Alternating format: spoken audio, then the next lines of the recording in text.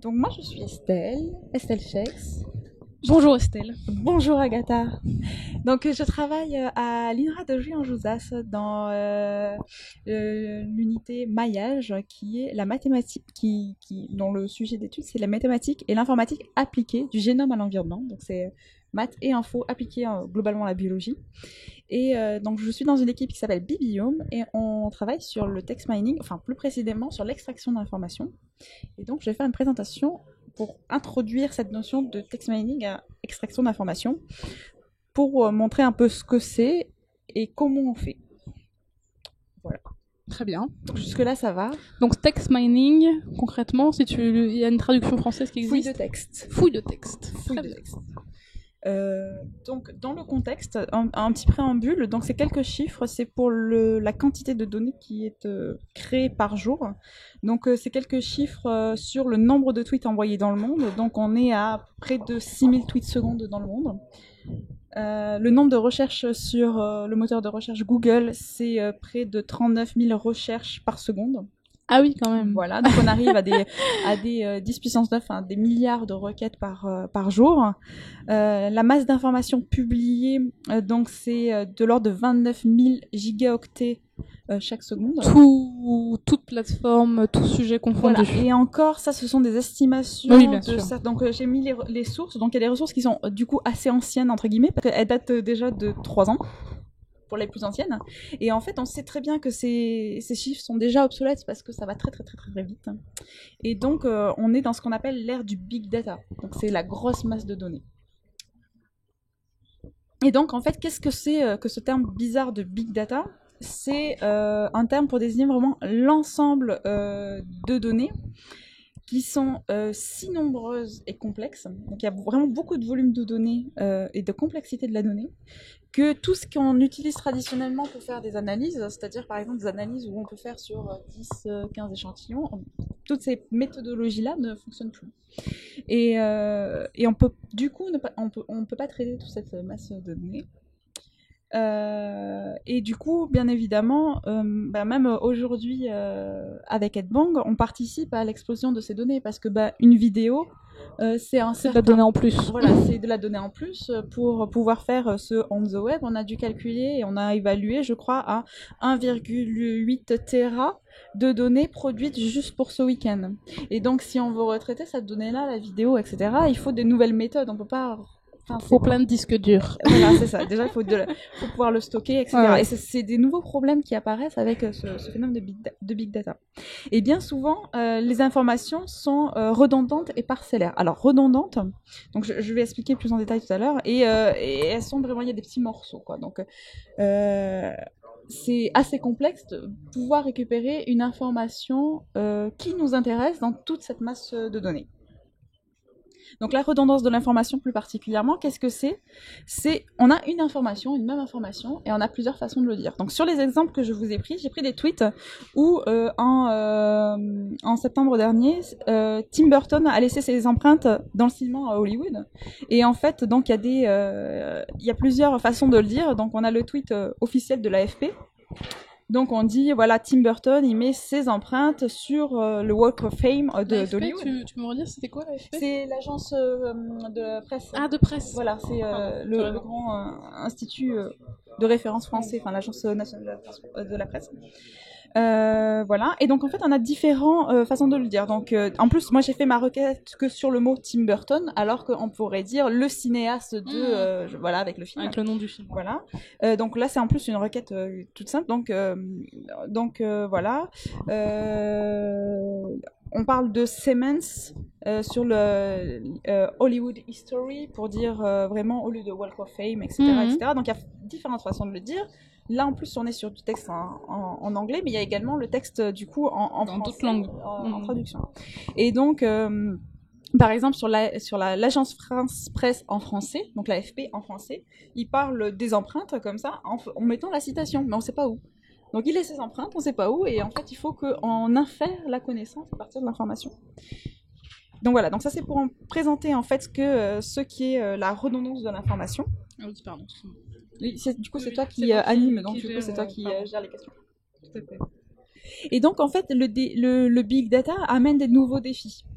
Et donc on a dit déjà, on en a parlé du stockage de l'information, mais avant ça, donc il y a la recherche de l'information. Comment on peut trouver l'information et donc comment on interroge, comment on peut poser la question. Donc comment on peut récupérer ces données et même pouvoir les traiter et les nettoyer. Comment on peut les analyser, les visualiser, comment on peut les tout simplement on récupère et qu'est-ce qu'on peut en faire. Donc la conservation, parce que du coup, ben oui, récupérer. Nous, par exemple, ici, là, sur les on the web, on stocke l'information des précédents. Et du coup, comment on les stocke? On sait que les disques durs ont des durées de vie limitées, etc., etc. Pourquoi les conserver? Quel est l'intérêt? Est-ce qu'on conserve la version, la donnée brute ou la donnée Qui a été modifiée? modifié. Ça pose vraiment plein de problèmes. Comment on les transfère, comment on les partage, comment Et puis c'est vrai que maintenant c'est vraiment un enjeu même économique, il y a plein de boîtes qui proposent de payer Exactement. pour héberger de la donnée. Exactement. Comment on met à jour toutes ces données-là. Et puis évidemment, il y a une partie sur la confidentialité de l'information. Et puis il y a d'autres défis, hein. Là c'est une liste non exhaustive, mais il y a plein d'autres défis. Et donc on doit utiliser, pour pouvoir rien qu'à analyser, trouver ces données-là, utiliser de nouvelles méthodes qui sont des méthodes que l'on utilise un petit peu classiquement, mais sans savoir qu'on utilise entre guillemets des nouvelles méthodes. Et donc ce phénomène de big data, il touche tous les domaines en fait. De très nombreux domaines. Donc d'un point de vue scientifique, c'est par exemple toutes les sciences de l'information, de la documentation. On veut chercher un livre, on veut chercher une information dans une publication, on veut pouvoir récupérer tous les livres dans certains auteurs, etc. Tout ce qui est météorologie, alors là c'est l'explosion de données parce que c'est des capteurs, c'est des cinétiques, donc forcément ça fait plein de données à chaque fois. Donc tout ce qui est médecine, écologie, toi tu dois en avoir aussi quand tu fais des suivis, par exemple GPS d'oiseaux, ce genre de choses, ça fait vraiment rapidement de la donnée. Moi rien que pour ma thèse, tout est filmé. Donc là, par exemple j'ai fait une expérience où il fallait tester chaque oiseau 1 ou 2 fois par jour. J'avais 15 oiseaux, il y avait 20 minutes de vidéo par oiseau. Donc à la fin de ta séance de 1 mois et demi de données, 1 mois et demi fois 20 minutes fois 15 fois 30 jours de test, enfin, c'est énorme. À traiter, j'ai acheté un disque dur de 4 Tera quoi. En fait. Donc, oui, et après énorme. Du coup il te faut du temps toi pour les derrière, analyser, les regarder, etc. Exactement. Voilà, donc tout ce qui est sécurité, quelle qu'elle soit, physique, sciences sociales, bien évidemment la biologie, notamment avec la génomique, notamment le traitement de l'ADN, ça fait vraiment, voilà, on peut séquencer un génome maintenant, donc du coup, le séquençage de génome, c'est des millions, des milliards de paires de bases à identifier, à retraiter derrière, etc. Oui. Donc c'est rapidement, c'est vraiment, voilà, mais également de manière plus quotidienne, tout ce qui est affaires, enfin les affaires, le commerce, etc.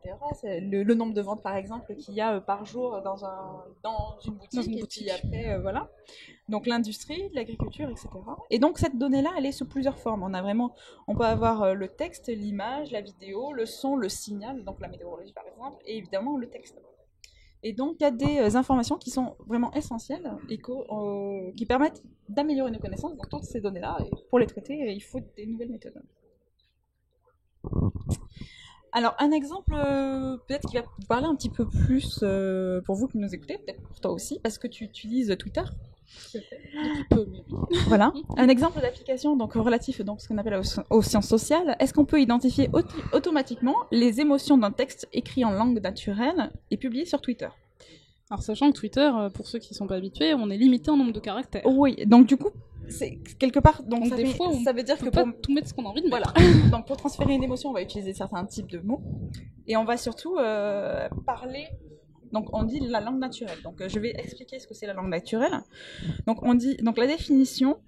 Donc je mets la source vers Wikipédia parce que je trouve que la définition est assez claire. Donc le langage naturel, c'est une langue normale qui peut être parlée par un être humain. Et donc, elle s'est formée petit à petit, elle a évolué avec le temps, les gens ont construit cette langue, donc effectivement, on a l'ancien français, et puis, etc. On a des choses... Donc c'est du langage parlé plutôt. C'est du langage parlé, et qui peut être écrit aussi. Écrit, oui. L'origine peut être très très souvent floue, on ne sait pas le point de départ, on sait qu'elle a évolué avec le temps. Et on peut essayer de la retracer avec de la linguistique. Donc ça, c'est un domaine scientifique qui étudie la science du langage, voilà, la science des langues. Et donc peut être comparé aussi avec d'autres. Et donc ça s'oppose vraiment au langage formel. Le langage formel, c'est un langage créé par l'humain pour répondre à un besoin particulier. Et donc typiquement le langage informatique, ça répond à un besoin particulier, c'est créé par l'humain, c'est formalisé. Ou également les langues qui sont vraiment construites pour associer quelque chose, comme par exemple l'espéranto, qui a été fabriqué. Qui n'a pas eu beaucoup de succès, mais... Voilà, dans certains domaines, si. Mais qui a été fabriqué par l'humain pour répondre à un besoin.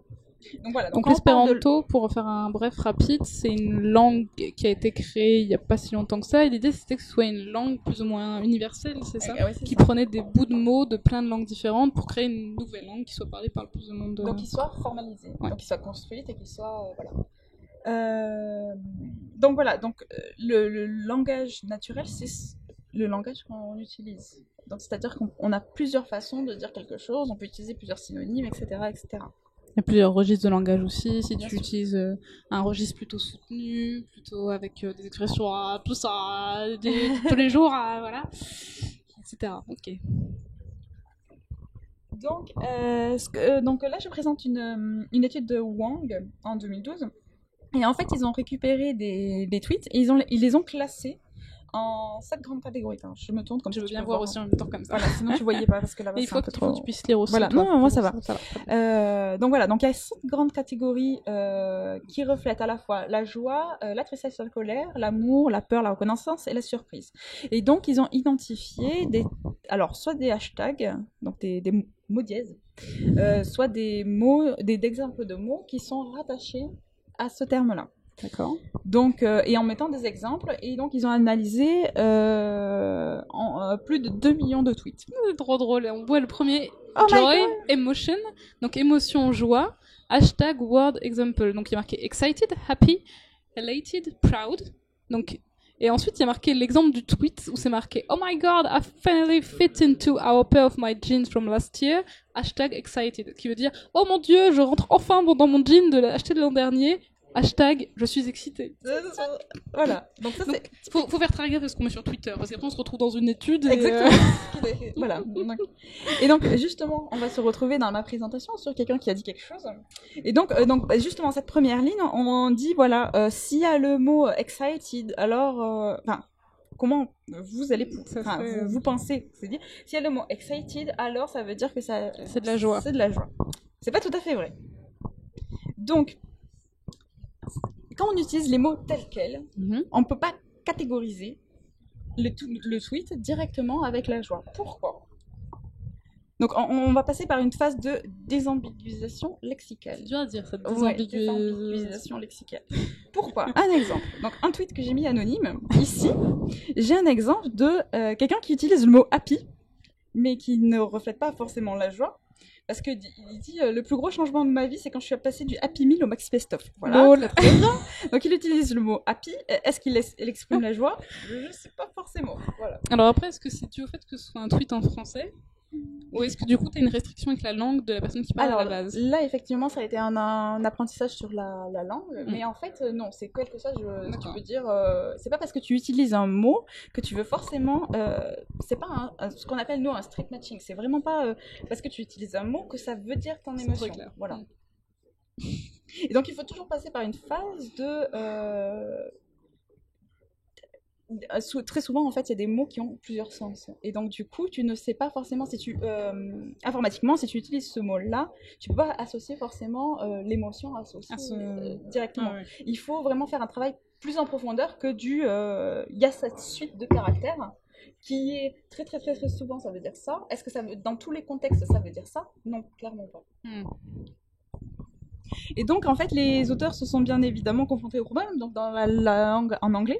Et donc, ils ont choisi, par exemple, de supprimer certains mots ambigus de leurs exemples. Donc, par exemple, ici, on a Glee, qui veut dire Great Delight, et qui est, en fait, vraiment un synonyme de la joie. Et en fait, comme c'est aussi une série télé, voilà, du coup, ça ça biaisait tout leur truc. Donc là, dans leur, par exemple... Mais ça marche pour plein de mots, parce que là, moi, je pense à des exemples de séries, genre, il y en a une qui est sortie il y a pas longtemps qui s'appelait Girl, ou Girls, il y a eu Friends, qui veut dire amis, il y a plein de séries télé qui ont... Et donc, du coup, il y a des méthodes qui existent de prendre en compte le contexte dans lequel c'est dit pour savoir associer. C'est ce qu'on appelle la désambiguïsation. Entièrement de manière informatique ou c'est un humain qui se charge de faire la différence entre les deux? Ah non, l'idée c'est de faire apprendre au système informatique un algorithme pour qu'il comprenne. Un algorithme, voilà, le système va apprendre, donc on lui donne des exemples positifs et négatifs, et il va apprendre, je vais en parler un petit peu plus tard, mais il va apprendre à reconnaître le contexte dans lequel c'est dit et du coup pouvoir classifier si ça fait référence à tel truc ou tel autre. Alors effectivement là on arrive sur du pointu. Ouais. Mais c'est balèze de faire comprendre ça à un ordinateur. Et le plus dur c'est de réussir à le faire comprendre, d'améliorer et de pas dégrader aussi la prédiction au fur et à mesure qu'on essaie d'améliorer. Donc plus particulièrement, donc là on sort du registre des Twitter, on va parler du texte et des sciences. Et donc pourquoi on étudie le texte en sciences? Donc, ce qu'on a parlé hier pendant par la session poster, ce matin pendant le workshop, c'est que les chercheurs vont transmettre leurs connaissances à travers divers canaux. Et dans un, c'est les papiers scientifiques, donc la publication. Et donc, une citation que j'aime bien, c'est de dire que les papiers scientifiques sont la représentation la plus complète de la connaissance humaine. Donc la plus complète, ça ne veut pas dire forcément la plus accessible. Oui, parce que ce qu'il faut préciser, c'est vrai qu'à chaque fois on parle d'articles. Souvent les gens imaginent un article dans Le Monde, ou dans Le Figaro, ou dans l'Express, etc. Ça, c'est déjà un deuxième niveau de vulgarisation, parce que avant ça, les papiers de recherche scientifique sont publiés dans des journaux à comité de lecture, ce dont on parlait hier, qui sont soumis à un jury, etc., et qui sont accessibles que en payant souvent. C'est un petit peu la tristesse de notre époque, mais il faut souvent payer pour avoir accès à ces articles scientifiques. Ils ne sont pas accessibles à tout le monde. Alors là, on entre dans une ère qui tend à forcer à ce qu'il y ait une certaine quantité de publications qui soient mis en open. C'est vrai. C'est en train de s'ouvrir petit à petit. Ça s'ouvre parce qu'il y a des verrous, notamment sur le text mining et l'extraction d'informations. Le problème des licences, c'est très problématique. J'imagine bien. Je vais en parler aussi un petit peu. Très bien. Et donc voilà, une publication scientifique. Donc là, en plus, c'est un extrait, voilà. Mais là, c'est déjà mis en page en format peut-être PDF, image, etc. Donc pour récupérer le texte de là, c'est compliqué. Et donc, ce sont vraiment des moyens de communication, donc pour faire connaître les données et les travaux, pardon. Et donc, il va être vérifié, généralement, ce qu'on expliquait hier, par une communauté, pour voir si la rigueur scientifique des travaux sont vraiment effectifs ou pas dans ce papier-là. Donc voilà, donc on en a parlé hier, je passe rapidement sur le sujet. Et donc, ça fait partie du bagage commun de la connaissance, ces publications. Et donc, les chercheurs se tiennent informés par les pairs scientifiques de ce qui s'est fait dans le passé, mais également ce qui se fait dans le présent et potentiellement aussi les perspectives de recherche, parce que c'est ce qu'on appelle classiquement la veille bibliographique. Et cette veille bibliographique, en fait, c'est assez compliqué parce que, donc déjà, les papiers sont écrits en langue naturelle, il y a plein d'informations, il faut pouvoir la trouver. Cette information-là est souvent redondante, c'est-à-dire que par exemple, quand vous lisez une introduction d'un papier scientifique, et d'un domaine en général, c'est la même chose. Toi, tu dois avoir les oiseaux sont intelligents. Oui, voilà. À chaque fois, je commence mes papiers, vu que j'ai une thématique dans ma thèse, je vais pas faire une introduction qui parle totalement d'un truc différent. Voilà. Il y a différentes façons de le dire, mais l'information de base est toujours la même. Mais également, il y a des informations qui sont très rares, très précises et très précieuses. Et en général, c'est celles qu'on trouve dans les conclusions des recherches, dans la partie discussion, en disant « Eh bien, moi, sur l'espèce j'ai fait cette expérience-là, et puis oui, il arrive avec le bâton à aller chercher sa cacahuète ou pas. » Et c'est cette information-là que, par exemple, toi, tu as présentée, qui t'intéresse particulièrement. Le contexte, ça fait partie de l'introduction, etc. Mais c'est celle-là qui va pouvoir te faire avancer, toi, sur tes recherches. Et c'est cette information-là que nous, on veut chercher.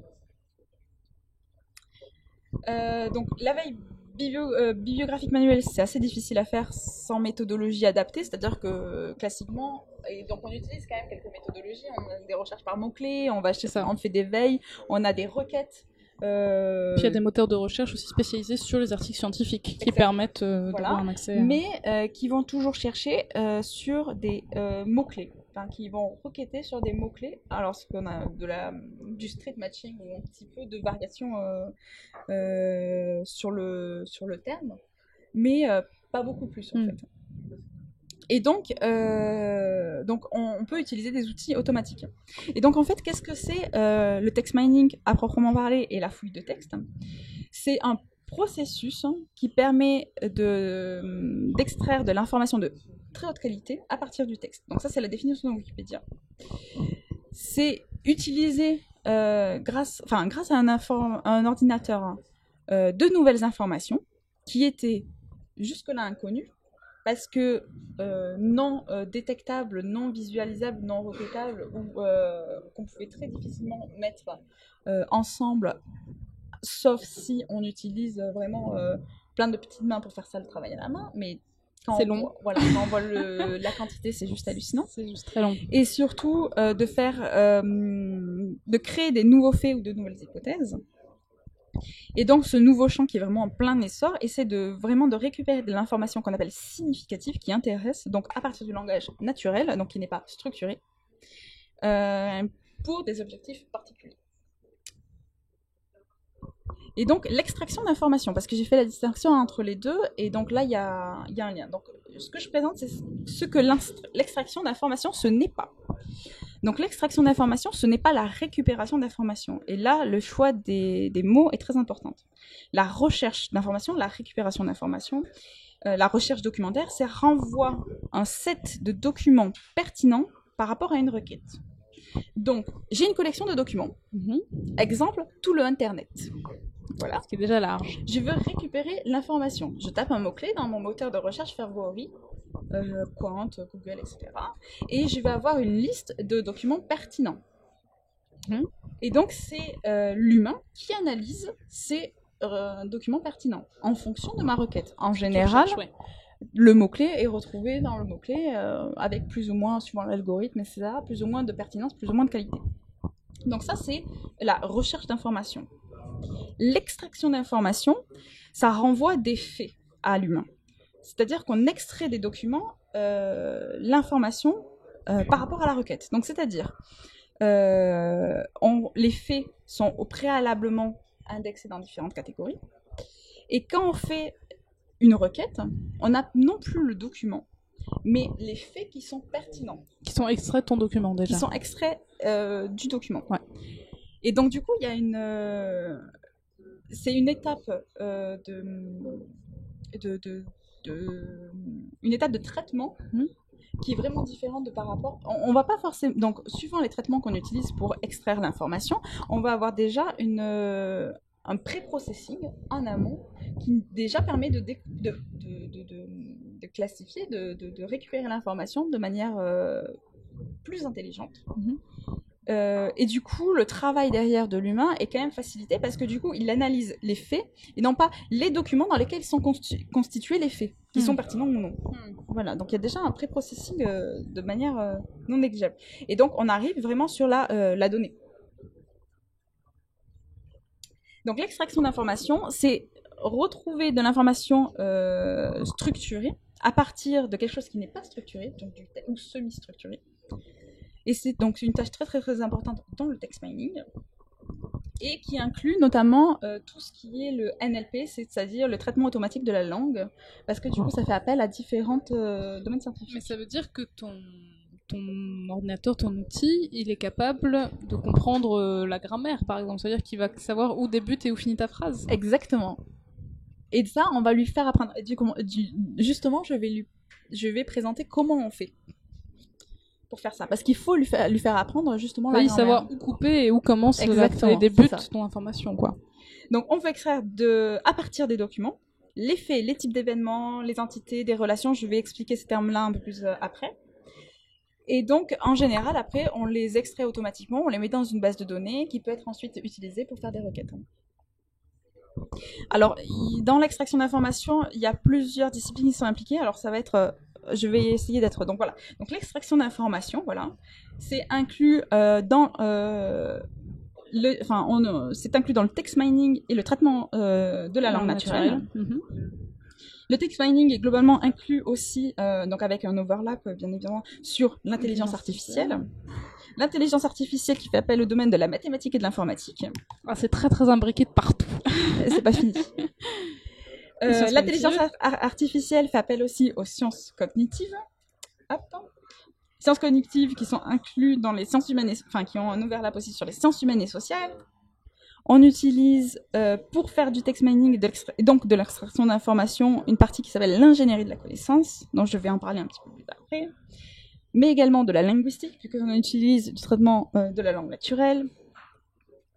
Et comme je suis dans un domaine où on fait de l'apprentissage. Machine learning. Voilà, donc c'est le machine learning. C'est-à-dire que tu apprends à ta machine à faire des trucs. Exactement, on lui donne des données en entrée, on lui fait apprendre des choses avec différents algorithmes. Le machine learning fait appel aussi à des statistiques. Et donc après, on est dans un domaine appliqué. Donc on a l'expertise du domaine d'application, et pour nous, c'est la biologie. Voilà. Alors au niveau des bulles, c'est une représentation moi que je me fais de. C'est pas la science. Il y a les overlapping, etc. Mais là, c'était pour présenter un peu tous les types de disciplines qui sont impliquées. On peut se dire que la biologie peut overlapper l'informatique. Exactement, la mathématique, mais là, c'est juste un pour choix voir esthétique.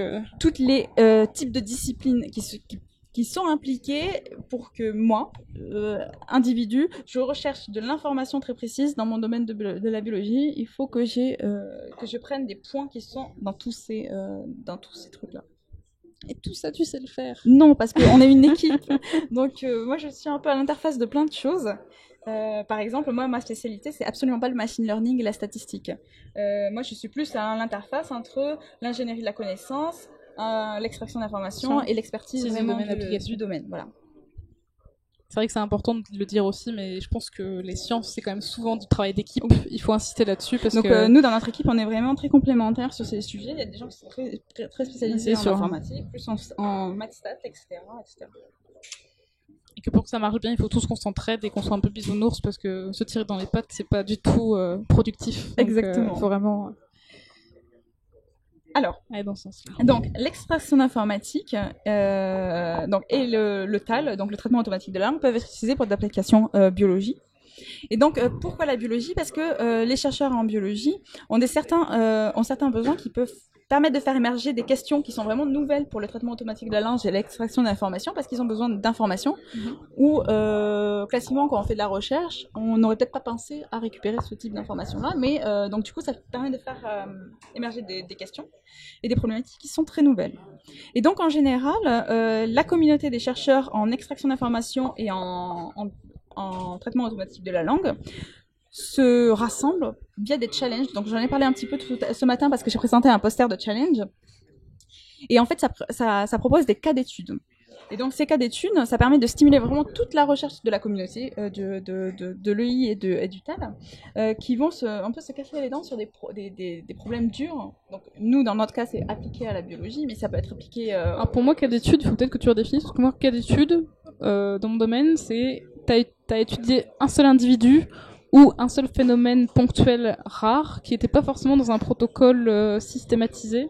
Par exemple, au labo, on a eu le cas de figure d'une femelle canari qui chantait, alors que les femelles canaries ne sont pas censées chanter, et qui produisait certains types. Donc ça a été un cas d'étude sur un seul individu en disant on a observé ça, on ne savait pas que ça existait. Donc du coup, toi, dans ta définition, cas d'étude... c'est plus...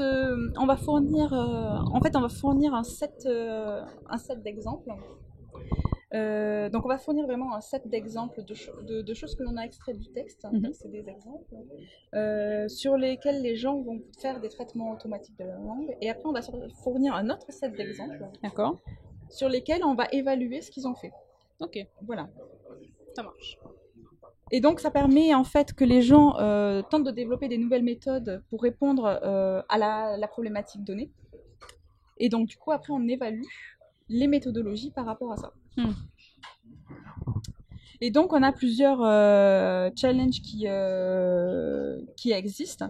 Donc notamment le poster que je vous ai présenté ce matin, c'est BioNLPST ou BioCreative, et donc eux qui sont très spécifiques sur le domaine biomédical. mais aussi sur l'agriculture et donc sur l'écologie microbienne. Et alors ça, du coup, tes acronymes là un peu barbares, biocréative, ce sont des projets dans lesquels s'inscrivent plusieurs chercheurs. En fait, en général, c'est rattaché à des conférences ou des workshops. Ah d'accord. Où du coup, il y a une, donc en fait, c'est rattaché. Des collaborations. C'est pas des collaborations, mais en fait, c'est des appels.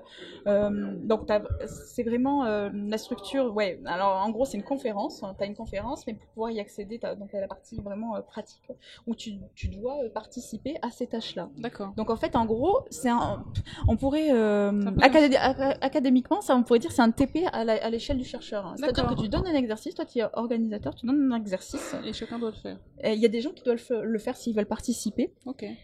Ils y répondent. Alors toi, en plus, en tant qu'organisateur, à la différence du TP, t'as pas forcément la solution en plus. D'accord. Tu dis, moi j'ai rencontré dans mon domaine cet exercice-là, j'ai pris le temps, les finances, etc. de vous donner du matériel propre et donc fournir des corpus, fournir des exemples, c'est un travail qui est vraiment très précieux pour toute la communauté, parce que du coup, les gens, ils vont pouvoir utiliser ces ressources-là, ces échantillons en fait, pour pouvoir faire tourner leur méthode. D'accord. Voilà. Donc en fait, c'est ça. Et donc en fait, ces challenges et ces workshops et conférences permettent déjà d'avoir des exercices. Les gens font des essais et ils présentent leurs méthodes, leurs statistiques, leur système tout simplement, qui ont tenté de répondre aux choses. Et ça permet de faire émerger de nouvelles questions, de voir les méthodologies qui marchent bien, etc. etc. Donc, je vais faire un cas d'étude là sur la présentation sur l'écologie microbienne. Donc, j'ai un chercheur qui aimerait savoir où vivent les bactéries. Donc, l'idée, c'est comment extraire l'information du texte qui permet de répondre à cette question-là. Donc, il y a une démarche pour la conception d'applications d'extraction d'informations. Donc, tout d'abord, on spécifie la question. Ensuite, on définit le modèle et le langage d'annotation. Ce langage d'annotation va être utilisé pour annoter du texte. Ce processus est itératif, donc c'est-à-dire que si on voit que le modèle ne correspond pas avec ce qu'on rencontre dans le texte, et ben du coup on peut refaire une boucle et re-spécifier le modèle, on réannote le texte. À partir de là, on peut utiliser ces données-là pour pouvoir entraîner et appliquer les méthodes d'extraction de l'information. Et enfin, on évalue et valide les connaissances extraites.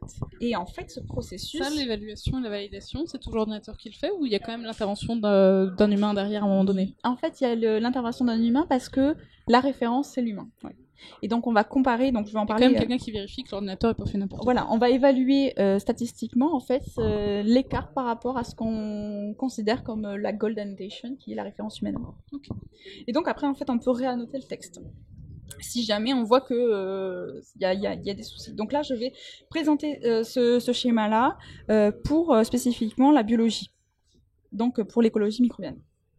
Donc on cherche les publications. Il faut formaliser cette question-là, parce que ça, c'est une question... Bon, moi, je cherche des bactéries, bon, très bien. Alors, ce que le biologiste recherche, c'est le lieu de vie des bactéries. Donc on peut... Et ce qu'on cherche, c'est spécifiquement le lien qui existe entre une bactérie et quelque chose qu'on pourrait qualifier d'habitat. Mm-hmm. Donc, cette relation-là, qui est la relation vie-dent, elle permet de relier les deux entités, ce qu'on appelle une entité, la bactérie, l'habitat et la relation. Donc, on peut utiliser un modèle, donc il y a des représentations de la connaissance de type entité et relation. Donc, j'ai mis le lien Wikipédia si vous voulez aller voir ce que c'est, et qui permettent de décrire à un haut niveau, en fait, un niveau de conceptualisation de la donnée, l'information que je veux extraire. Et donc, formellement, on veut extraire du texte l'entité qui s'appelle bactérie, l'entité qui s'appelle habitat, et la relation qui s'appelle, donc nous, dans notre modèle, life-in, qui relie les deux. Ça, c'est vraiment ce qu'on veut récupérer, d'un point de vue formel. Donc, on respécifie la question d'un point de vue formel.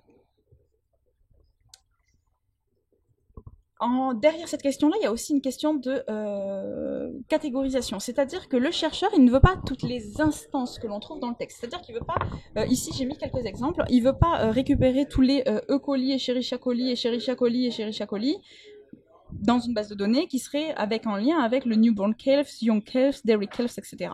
Ce que le chercheur veut, il ne veut pas tous ces exemples, il veut une représentation, il y a une flèche dans l'autre sens, c'est pas grave, il aimerait une représentation de la question de plus haut niveau, c'est-à-dire en s'abstrayant de la redondance, et il aimerait juste une information qui serait Escherichia coli, la bactérie vit dans les veaux, et puis c'est tout. Il veut pas il veut pas Escherichia coli tout seul. Voilà, il voudrait pas Escherichia coli tout seul, il voudrait pas tous les synonymes d'Escherichia coli et tous les synonymes de veau. Il veut l'information une seule fois, précise, précieuse et sans redondance. Donc, pour répondre à cette question, on définit ce qu'on appelle un modèle et un langage d'annotation. Donc, quand on formalise cette question, dans ce que je vous ai présenté, ça paraît évident, la bactérie vit dans l'habitat, très bien, etc. Mais ça part avec un certain a priori sur la question. Et en fait, pour créer ce modèle-là, au début, on a pu imaginer plusieurs types de langages, de modèles pour annoter, de manière plus formelle. Et donc, en fait, on définit ce modèle-là, et puis on va tester ce modèle par rapport au texte pour voir si notre question formelle, enfin notre modèle formel permet de répondre ou pas et permet de coller ou pas par rapport au texte. Et donc on demande, donc en tant que, donc là on utilise les techniques de l'ingénierie de la connaissance pour faire la formalisation de la connaissance. Donc à partir de ce modèle d'annotation, on demande à nos experts scientifiques du domaine d'annoter le texte et de dire voilà, dans telle phrase, est-ce que tu as une bactérie, tu veux la relier, où est-ce qu'est l'habitat, etc., etc. Et donc ce processus-là est itératif, c'est-à-dire que si on s'aperçoit que notre modèle ne fonctionne pas, et ben du coup on va le modifier, donc du coup on va devoir réannoter ou corriger les annotations, etc., jusqu'à avoir un modèle qui est robuste. Donc dans le texte, comment c'est dit, et donc c'est un exemple. Donc ici on a une phrase où food samples, c'est la représentation de l'habitat, et là ici on a Aeromonas qui est une bactérie, et donc on a un lien entre les flèches sont dans l'autre sens, c'est bizarre. Donc la bactérie en fait vit dans l'habitat. Un autre exemple, c'est ici on a la bactérie Listeria monocytogenes, et là on a environment of sheep farms, et donc on sait que Listeria monocytogenes vit dans cet environnement. Il fait le lien entre les deux. Donc dans la phrase qu'on a ici en exemple, par exemple dans le langage, dans le modèle d'annotation, on peut se poser la question de si on doit inclure par exemple la particule SPP. Qui veut dire tous les taxons de type Aeromonas, qui veut dire oui, le SPP ici. Le SPP qui veut dire une bactérie de type Aeromonas, on ne sait pas laquelle, ça peut être n'importe laquelle de type Aeromonas, est-ce qu'on l'inclut ou pas?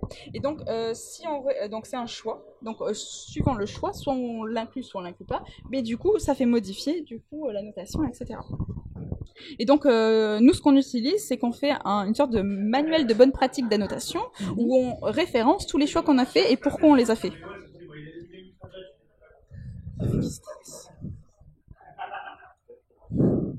Donc, à quoi servent ces annotations? Donc, on demande aux gens pourquoi on annote du texte. Gold annotation, ça fait vraiment bling bling, quoi. C'est ça, c'est la type qualité, quoi. Annotation or. Exactement. Okay. Donc, en fait, les annotations manuelles qu'on demande à nos experts scientifiques, ça nous permet d'être les références pour nos méthodes, en fait. Et en fait, elles vont servir à la fois pour l'évaluation des méthodes, mais également pour les entraîner. C'est-à-dire que ce sont des exemples positifs et négatifs qu'on va donner dans nos systèmes. Et donc, évidemment, plus c'est de meilleure qualité, meilleur on aura une extraction de très très très bonne qualité. Mais ça veut dire qu'à chaque fois, ton expert là, qui fait c'est quelqu'un qui travaille très précisément dans ce domaine-là. Exactement. Donc là, par exemple, tes Aeromonas, ça va être un microbiologiste ou quelqu'un qui pose... Tout à fait. Donc, c'est-à-dire que tu dois être en contact avec plein de chercheurs. Exactement. Mais qui font ça à côté de leur recherche principale. Exactement, parce que pour eux, ils vont prendre du temps sur leur recherche parce que ils savent qu'ils vont pouvoir aller extraire après très rapidement. Ah ouais, après eux, ça leur fait une base de données qui va être pile poil pour ce qu'ils veulent, quoi. Ok. Donc, sur l'extraction d'informations à proprement parler, on a une problématique qui repose donc sur la détection de deux entités, bactéries et habitat, la prédiction d'une relation entre les deux entités. Et donc, avant toute chose, on veut savoir où on cherche cette information et quelles sont les ressources. Et donc, on va constituer un corpus, c'est-à-dire l'ensemble des documents que l'on va utiliser pour appliquer tous les traitements de l'extraction d'informations. Donc, ça peut être des textes, des parties de base de données rédigées en langue naturelle. C'est un peu comme le code sous latex, quoi. Tu lui dis les mots-clés, les trucs, les machins. Non, c'est pas les mots-clés, c'est vraiment la ressource. Quel livre je vais utiliser, quel document, c'est vraiment dans quoi je vais rechercher. Est-ce que c'est par exemple tout PubMed? Est-ce que c'est Web of Knowledge et je veux la requête, par exemple, pour la bactérie, je veux forcément que c'est un terme mesh bacteria. Est-ce que voilà, c'est vraiment lui donner où il cherche. Où chercher. Voilà, chercher. Et donc, ici, je vais prendre l'hypothèse que tous nos textes et tous nos documents sont en libre de droit, aisément requêtables et téléchargeables, et dans un format très bien formalisé, qui nous permet d'être lu par un ordinateur, par exemple du HTML. Là, je vous présente des questions qui sont très très très dures pour l'extraction d'informations et qui demandent plus que quelques secondes pour expliquer. Et il y a des gens qui en savent mieux en parler que moi parce que les problèmes de libre de droit et texte Linux, c'est très très problématique. C'est compliqué, oui. Et donc la seconde étape, on lit le document. Et donc parfois il faut se poser des questions très très simples pour comprendre de quoi ont besoin les méthodes. Et donc quand tu disais justement il faut qu'ils sachent ce que c'est une phrase, etc. Qu'est-ce que c'est un texte ? Un texte, est-ce que c'est une suite de caractères ? Là, l'orem sipum de leur site, mais... c'est ça. Donc en fait, c'est pas une suite de caractères. Est-ce que c'est une suite de mots ? Pas tout à fait. C'est une suite, c'est des mots et ce sont des phrases. Et donc il va falloir une structure particulière. Avec des structures particulières. Et donc les premières étapes, par exemple, c'est de prendre notre suite de caractères et de lui dire, oui, un mot c'est ça, une phrase c'est ça, tu segmentes. Tu commences là où il y a une majuscule, tu t'arrêtes où il y a un point. Voilà, un point ou un point d'exclamation, etc. Mais pas que. Donc en fait, on va détecter les mots et les phrases en fonction des espaces, de la ponctuation, etc. Mais il faut également parfois faire des traitements en amont pour conserver certaines structures de mots et de phrases spécifiquement. Notamment dans le cas de la biologie. Parce que si on fait des traitements classiques comme ça, on risque d'avoir des mots qui sont segmentés. Et par exemple, notre Listeria monocytogenes, avec un point, si on lui dit une phrase, ça finit par un point, il va couper en plein milieu du nom de ta bestiole. Et donc en général, on a des traitements comme ça qui nous permettent de dire non, Listeria monocytogenes, il faut que ce soit inclus, et donc il faut lui donner de l'information que oui, Listeria monocytogenes c'est un taxon et que c'est un type. Mais et donc, ça veut dire qu'il faut lui donner tous les noms de taxons qu'il est susceptible de rencontrer ? Exactement. Alors c'est pas tout à fait lui donner... Ou tu lui dis, quand il y a L point quelque chose, sans préciser monocytès ou autre chose, il faut lui dire, cette structure-là, tu le considères comme il y a des gens qui ont travaillé sur des outils qui permettent de détecter les taxons. Ok. Alors, on lui donne une référence. Donc, par exemple, je crois que j'en parle plus tard. On utilise une référence qui s'appelle le NCBI Taxonomy, qui est une référence... pour nous, c'est notre référence, mais il y en a plein de taxonomies. Et donc, on lui donne ça. Et après, on va créer aussi artificiellement des variations syntaxiques sur ces termes-là. Mais il y a des traitements qui sont vraiment plus lourds que ça pour pouvoir bien détecter. C'est des mots en latin, ils sont en italique, etc., de donner plein de petits points. Ou alors on peut faire même de l'apprentissage, on lui donne tous les exemples dedans et puis après il détecte. Mais ça c'est vachement plus long, parce que si tu dois lui rentrer tous les noms d'espèces qu'il est susceptible de rencontrer... Pas tous. Justement, si tu lui donnes suffisamment d'exemples pour qu'il puisse généraliser tout seul. Exactement. Okay. C'est ce qu'on appelle l'apprentissage, c'est que tu lui donnes suffisamment d'exemples positifs et négatifs pour qu'il puisse généraliser. Il fait de la catégorisation, comme le pigeon. Donc sur l'extraction d'informations, on a différents sous-problèmes. Alors je vais passer très très rapidement. Donc on a la reconnaissance d'entités nommées, donc par exemple les noms de personnes, les noms de bactéries, la géographie. La reconnaissance d'entités plus complexes, donc les habitats, dans notre cas. La résolution de coréférence, c'est-à-dire c'est la résolution, par exemple, Listeria monocytogenes et L.monocytogenes, c'est la même chose. La résolution d'anaphore, j'en ai pas parlé ici, j'ai oublié.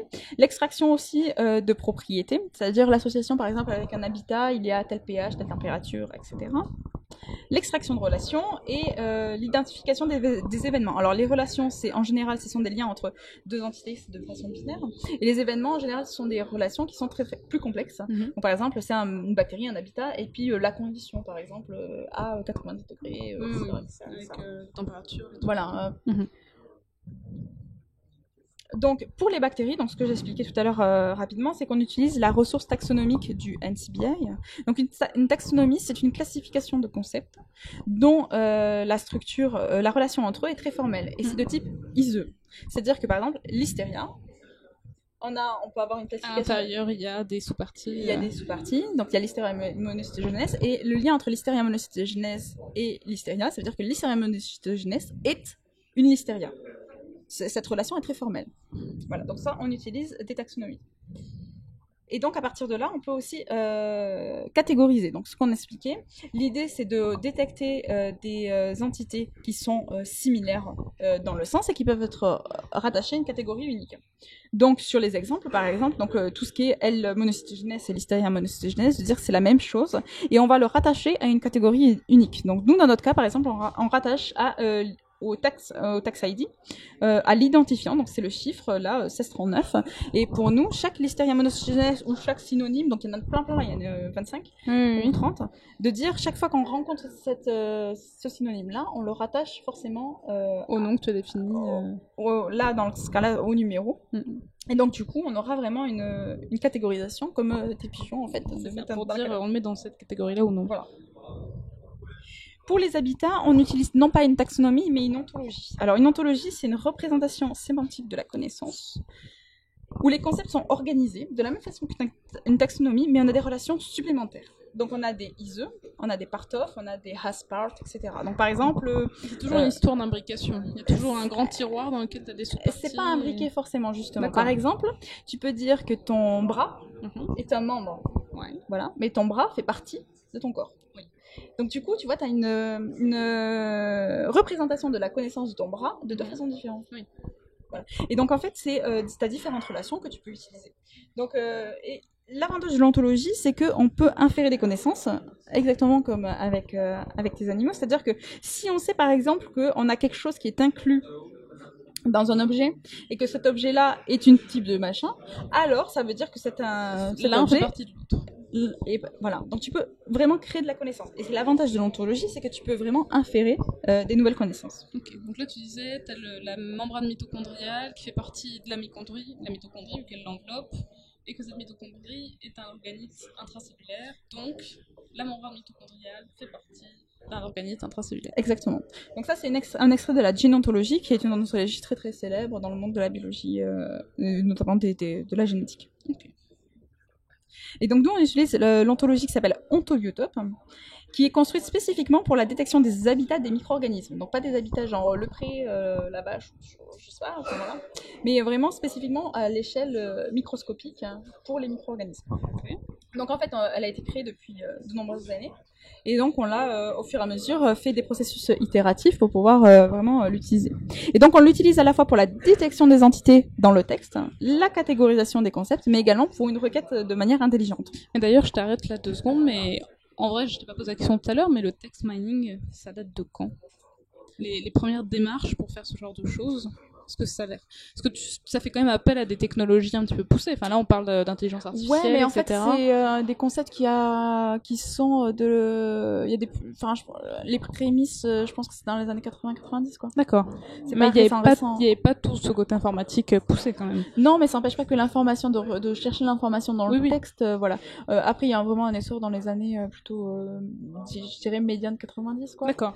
Mais après, moi, c'est vrai que j'ai une vision sur le text mining appliqué à ce que je fais, donc je dirais moi sur ce que j'utilise dans mes références, c'est plutôt l'ordre de 2000 plus récent, mais en fait il y a déjà des prémices sur par exemple comment on découpe un mot, etc. Ça c'est vraiment des choses qui sont vraiment donc des années 80-90. Oui. Ok, très bien. Donc voilà, donc là c'est un exemple en fait de ce que est un extrait de l'ontologie Ontobiotope. Donc par exemple, on voit qu'on a classifié, donc ici là c'est une relation ISE, c'est que des relations ISE, mais on peut faire après des liens entre les différents concepts. Mais par exemple, on a classé les aliments. Donc les aliments, on a 2 types d'aliments. On a les aliments pour les animaux et pour les humains. Et puis après en fait on a dessous on a ce qu'on a appelé tout ce qui est ressources primaires. Et donc dedans, on a par exemple les aliments liquides et on donne. Donc le choix des termes en fait qu'on fait ici, ce sont des choix des termes qui sont généralement qu'on en trouve dans les textes, sauf certains. Donc par exemple commodity and primary derivative thereof, celui-là on va jamais le trouver. Donc ça on l'utilise pour notre classification à nous. Mais par contre par exemple on a utilisé soupe parce qu'on rencontre soupe et que du coup pour nous nos outils de text mining on veut utiliser le mot soupe. Et donc, dans notre cas, pour les habitats, on cherche à récupérer des termes, c'est-à-dire des groupes de mots d'intérêt pour le domaine. Et donc, c'est généralement des groupes nominaux et des adjectifs. Et c'est là qu'on commence à faire de la grammaire.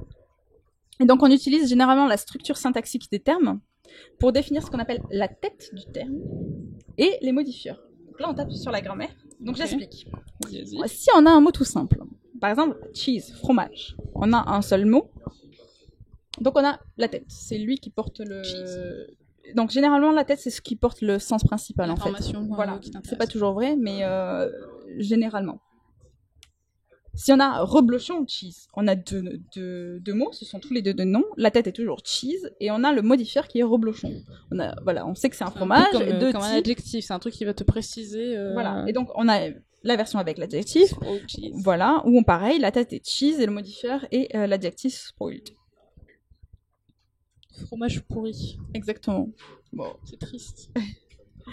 Donc pour détecter les habitats, on utilise l'outil qui s'appelle BioYeti, et en fait ça nous permet de faire donc on extrait en fait du terme les termes candidats du texte avec cet outil-là. Et après, avec un autre outil, on essaie de catégoriser avec l'ontologie. Donc, je vais montrer l'exemple, ça va être plus parlant. Donc, par exemple, on a un texte ici, donc une phrase, et on veut savoir quels sont les termes qui pourraient être des habitats. Donc, BioYeti va nous extraire les termes candidats. Je trouve ça trop cool ton texte. Ouais, il est chouette, hein. J'ai pris exprès parce que je me suis dit, c'est bien français et tout, c'est cool. Donc, c'est marqué qu'il y a une. Donc, Geotrichum candidum. Donc, une candidose, c'est un champignon, c'est une bactérie. C'est un taxon, c'est un fungus. Ah, voilà. Ok. Qui apparaît dans les premiers stages ripting, ça de quoi c'est de dégradation. Non, c'est le processus d'affinage. D'affinage, d'accord. Non, les fromages mous comme le camembert ou ceux qui sont à moitié durs comme le Saint-Nectaire ou le reblochon. Voilà. Donc du coup, BioYeti nous extrait les termes candidats ici, donc on a les différents termes, et après on a l'extrait de l'ontologie habitat, et on veut savoir lesquels termes sont potentiellement des habitats. Donc ici, on a des termes candidats. On a ici en fait un taxon, donc qui est un fungus, donc il va pas matcher avec l'habitat du tout. On a certains termes ici qui n'ont pas de match parce qu'ils n'ont pas de termes. Donc ici, en fait, ce que j'ai mis en gras, ce sont les têtes de nos termes. Et donc du coup, on va voir s'il y a des termes directement. Donc ici, par exemple, le reblochon, c'est le tête. Et puis oui, on a un exact match. Donc on dit que ce reblochon-là, il peut être rentré dans la catégorie-là. Donc il y en a où on n'a pas, donc on perd l'information. Donc par exemple camembert, Saint-Nectaire, et ben du coup on n'a pas de match parce qu'on l'a pas dans l'ontologie dans cet exemple-là. Et après on a le cas où on a cheese. Voilà, qui match avec à la fois cheese, emmental cheese et blue cheese. Et là on fait appel à un indice qui s'appelle l'indice de Jacquard pour savoir lequel choisir. Donc en fait, ce qu'on fait, c'est qu'on calcule le nombre de mots en commun par rapport au nombre de mots totaux. Donc plus l'indice est proche de 1, plus les termes sont proches. Donc par exemple, on a soft cheese and cheese. Donc là, on a deux mots différents, soft et cheese. Donc on a un calcul de 1 sur 2. Parce que du coup, il y a un seul mot en commun sur le nombre de mots totaux. Dans le cas de soft cheese et emmental cheese, par exemple, on a 3 mots différents, soft, cheese et emmental. Donc on calcule, on a un mot qui est en commun, cheese, sur les 3 mots totaux. Et donc du coup, on va choisir pour soft cheese que ça matche plus avec cheese qu'avec emmental cheese. Ah, ici. Donc on a aussi donc la prédiction des relations, et je vais faire très très vite parce qu'en fait il nous reste vraiment pas beaucoup de temps. Donc sur la prédiction des relations, on cherche à identifier s'il y a un lien ou pas entre nos entités. Donc il y a plusieurs méthodes, dont la co-occurrence. Par exemple, dans une phrase, si on a une bactérie un habitat, on peut dire de toute façon ça veut dire que la bactérie vit dans l'habitat. C'est pas toujours vrai. Et donc en fait on utilise des méthodes de la notation manuelle en fait pour pouvoir donner en entrée de nos systèmes de quoi apprendre à nos systèmes. Donc là je vais passer. Donc juste un exemple, on utilise généralement de l'analyse syntaxique. Donc je vais prendre le temps pour ça parce que c'est assez sympa. Donc en fait qu'est-ce que c'est l'analyse syntaxique? C'est qu'on a une phrase et en fait on va la découper en termes. Comme quoi on apprend à lire ou à écrire. Exactement. Et donc du coup on va vouloir faire un chemin entre la bactérie et l'habitat. Donc par exemple, on a lives ici. Le sujet de ce verbe est la bactérie. Il a une préposition. La préposition a pour objet l'intestin. L'intestin a un déterminant. Il a pour proposition of, qui veut préciser les intestins de qui. Voilà, l'objet de la préposition fly. Et il y a un groupe nominal modifier qui est TC. Et en fait, c'est ce chemin de dépendance syntaxique qui peut être une des entrées pour faire les méthodes d'extraction de relations. Donc là, je pense que j'aurais juste pas du tout le temps d'en parler. Mais c'est des méthodes en fait qui permettent de prendre en exemple ce chemin-là, en exemple d'entrée, de faire un alignement sur des exemples qu'ils ne connaissent pas, et de pouvoir après identifier si oui ou non il y a une relation en disant si là l'humain nous m'a dit qu'il y avait une relation entre bactéries et habitat, ça veut dire qu'il a fait un chemin qui est du type non-sujet plus après la préposition et puis l'objet de la préposition, donc ça fait un chemin de ce type-là, et après les systèmes vont pouvoir aligner et essayer de comparer et de dire oui ou non en fonction des différents chemins. Ah oui. Et B. Voilà, donc là je vais passer... Alors j'avais l'évaluation, mais je pense que j'aurai pas le temps, si je vais en parler rapidement. Alors, comment on évalue les données? En fait, on va comparer les données entre l'annotation manuelle, donc ici on a une annotation manuelle, d'un exemple. En vert, annoté comme habitat. Okay. Par un humain, et en orange, c'est en entité non annotée. Et ce que nous prédit notre système, c'est ça. Donc on a des verts, il dit ça c'est un habitat et ça n'en est pas. Et en fait, on va comparer ces deux annotations. Et on va comparer ce que le système a ramené par rapport à ce qu'il aurait dû ramener. Là où il s'est trompé. Il s'est planté. Le truc qu'il a ramené qui n'était pas intéressant. Et donc en fait, avec, on va dire, bon ben voilà, le vert c'est ok. Et en fait, le rouge et le bleu, c'est deux types d'erreurs différents. Il y a ce qui n'a pas été ramené, c'est qu'il a oublié de ramener, c'est ce qu'on appelle un faux négatif. Et ce qu'il a ramené, et alors qu'il n'aurait pas dû, c'est un faux positif. Okay. Et en fait, avec ces valeurs-là, on a des calculs, donc ce qui s'appelle le rappel, la précision et la F-mesure, qui est une moyenne harmonique, et qui nous permet d'évaluer la qualité par rapport à la notation manuelle d'un système, s'il est bien ou pas, s'il est performant ou pas. Donc ça, c'est un analyse d'évaluation, et en fait, en réalité, il y en a plein différents. Voilà. Et donc, en fait, à partir de ça, on va valider et exploiter les connaissances. Et donc, qui valide, c'est l'expert qui a posé la question. Et donc, en général, on prend cette connaissance qu'on a réussi à extraire par les méthodes d'information d'extraction, et puis on les met avec des interfaces user-friendly pour qu'ils puissent s'interroger et puis voir. Donc, il y a une démo si vous voulez. Vous pouvez taper cette adresse et puis aller voir le moteur de recherche que l'on a fait. Frama.link, si vous êtes intéressé. / Alvicière démo. Voilà. Et donc, du coup, vous allez pouvoir tester si vous voulez aller chercher. Et donc, ce qui est intéressant, c'est qu'il y a une requête intelligente. Par exemple, si on tape food, ça va pas aller chercher le terme exact food, mais aussi tout ce qui est rattaché à l'ontologie food. C'est-à-dire qu'on va avoir cheese, milk, beef, etc. Puisqu'on a dit que c'était... Voilà. Et donc, du coup, ce qui est assez intéressant, c'est que on a une requête qui est vraiment intelligente. Ce qui est vraiment différent de Google, ou Quant ou autre moteur de recherche lambda. Il va te chercher que le mot que tu as tapé. Voilà, eux, ils sont par mots-clés. Et donc, en général, pour améliorer le système, on demande aussi aux utilisateurs de faire un retour. Okay. Pour dire s'ils sont satisfaits ou non de la requête. Exactement. Voilà. Il y a une question. Tu voulais finir peut-être un truc là? Non, en fait, c'est juste que tout ça, c'est dans le cadre d'une plateforme open-minded. Et donc, l'idée, c'est de faire une infrastructure d'extraction d'informations pour que les gens puissent utiliser des outils pour faire du text mining. Donc, le but, c'est pour les chercheurs, mais après, ça sera en open. Donc gratuit, accessible à tous. Exactement. Juste, il faut savoir un petit peu ce qu'on cherche. Mais du coup, voilà. Mais c'est bien, il faut le souligner. Exactement. Un truc gratuit, accessible à tous, il faut le dire. Donc j'accepte la question. Alors, une question. Votre équipe travaille sur le thème de l'agroalimentaire. Vos méthodes et outils sont-ils utilisables dans d'autres domaines? Et ensuite, quel coût d'adaptation le cas échéant?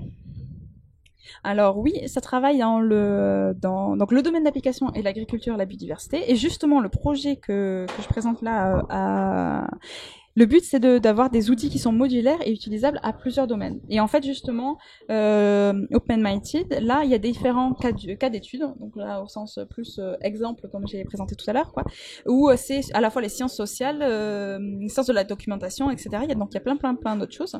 Et donc, du coup, l'idée, c'est de proposer des outils qui soient utilisables, non pas domaine spécifique, mais vraiment réutilisables, robustes à d'autres domaines. Voilà. Je crois que j'ai bien répondu à la question. Je crois que oui. Voilà. C'est très clair. Donc, maintenant, on va passer à la conférence d'après. J'ai un peu débordé, en fait, je crois. Et on a tous débordé les uns sur les autres, donc forcément, je pense que c'est moi qui ai commencé par déborder. On va parler avec Max, qui va nous parler d'hélicoptère.